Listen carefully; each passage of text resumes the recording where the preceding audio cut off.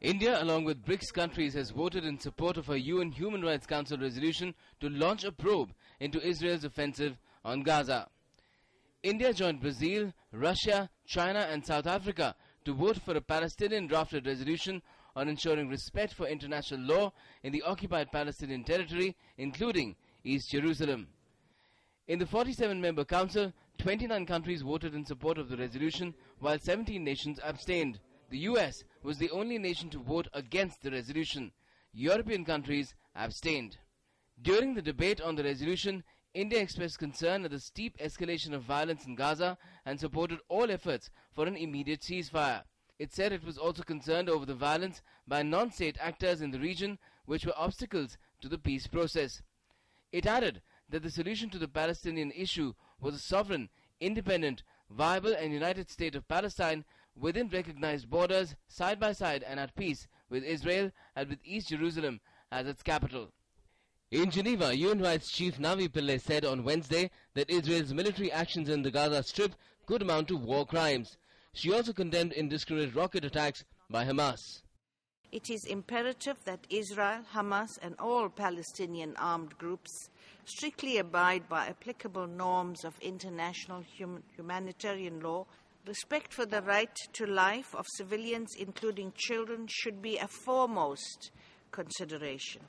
Not abiding by these principles may amount to war crimes and crimes against humanity. But Israel Prime Minister Benjamin Netanyahu has condemned the adoption of the resolution, which came down heavily on human rights violations by Israel in Gaza. This use of human shields is extraordinarily cynical. It's grotesque. It's inhuman. But what is equally grotesque is that Israel was condemned in the Human Rights Council. It's a travesty of justice. It's a travesty of fairness. It's a travesty of common sense. It's a travesty of truth. And I think that it will not prevent us from continuing to act to defend our people. Meanwhile, many countries worldwide are making efforts towards a ceasefire. U.S. Secretary of State John Kerry, who was in Cairo, spoke on Thursday to his counterparts in Qatar and Turkey, which support Hamas, as he pressed for a Gaza ceasefire. Kerry also spoke with Israeli Prime Minister Benjamin Netanyahu after meeting him for 2 hours late on Wednesday. Kerry hopes to use the influence of Qatar and Turkey to encourage Hamas to accept a ceasefire plan proposed by Egypt, which Hamas had rejected, saying that Israel should end its 8-year siege on the impoverished Gaza Strip. But a senior Hamas official acknowledged on Wednesday that it was unrealistic to expect the blockade to end in tandem with a ceasefire, and instead called for a firm agreement on principles of how to lift the siege.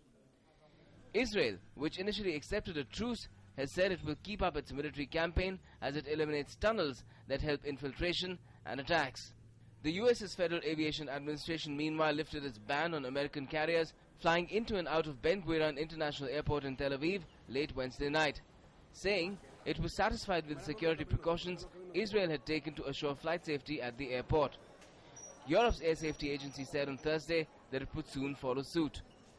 The 17-day conflict has killed more than 730 Palestinians, many of them civilians. The Israeli death toll stands at 32 soldiers and 3 civilians. Newsnight Desk, DD News.